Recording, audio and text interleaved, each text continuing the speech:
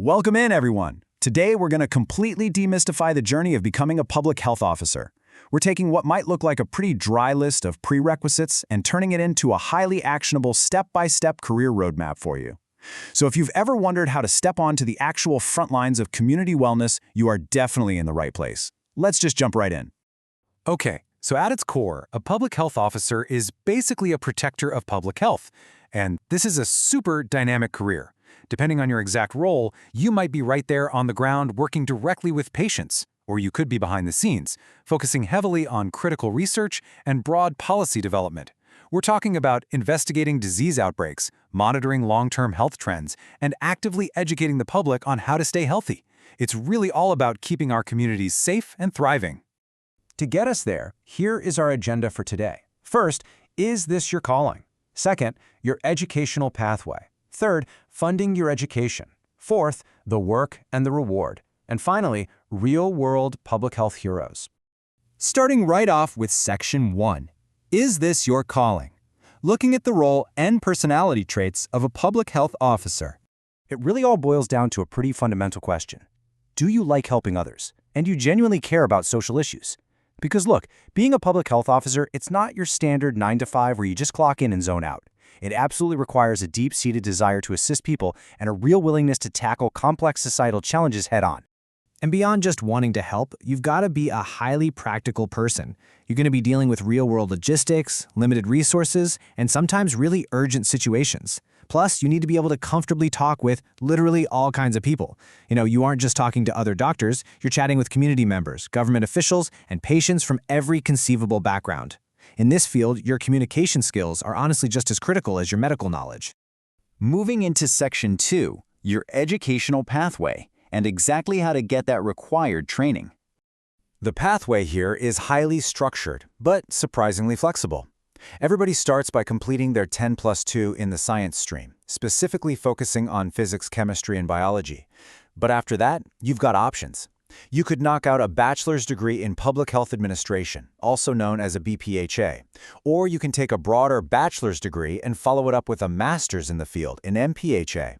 Alternatively, you can pair your bachelor's with a postgraduate diploma in public health, so you really have the power to tailor your higher education to your own timeline. And you've got an incredible breadth of options for where to actually study. There are prestigious government institutes like AIMS, JIPMER, and the Armed Forces Medical College in Pune. But if you're leaning toward private institutions, places like JSS Medical College, the Tata Institute of Social Sciences in Mumbai, and Manipal Academy are fantastic choices. And hey, for those who need maximum flexibility, distance learning is even available through the Indira Gandhi National Open University. The infrastructure is totally there waiting for you. All right, Section 3, funding your education. We're talking course fees, scholarships, and loans.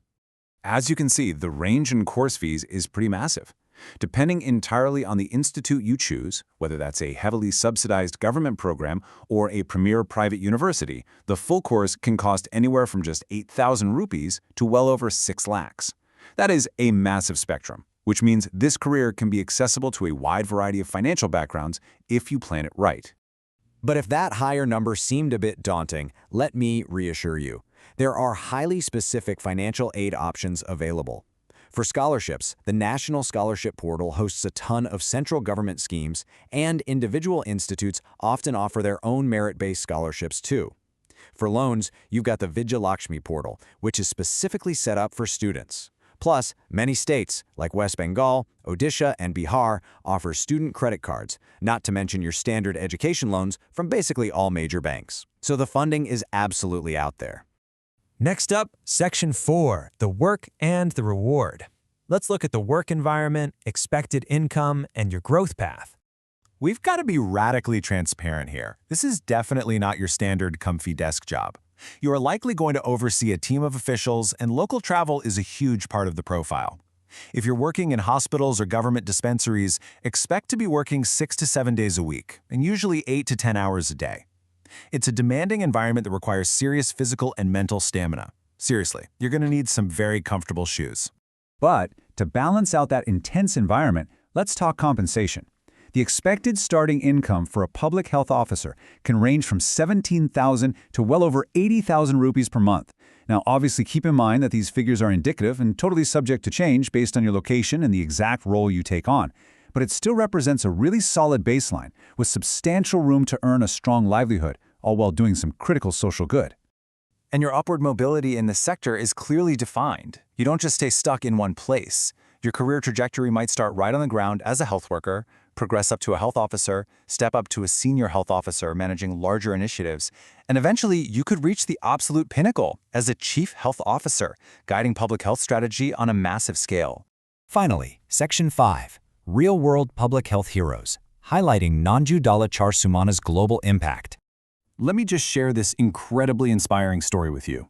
Nanjunjachar Sumana actually studied public health in the US after graduating from JSS Medical College, which is one of those private institutes we discussed earlier.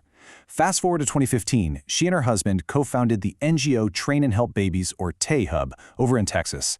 This amazing NGO encourages medical professionals to essentially adopt a medical center, with TAY Hub providing all the funds. It's just a perfect example of how the foundational education of a public health officer can completely empower you to create life-saving global initiatives that cross borders. So, we've walked through the traits required, the educational pathways you can take, how you can fund it, the rigorous reality of the day-to-day work, and the massive real-world impact you can actually have. The roadmap is right here in front of you.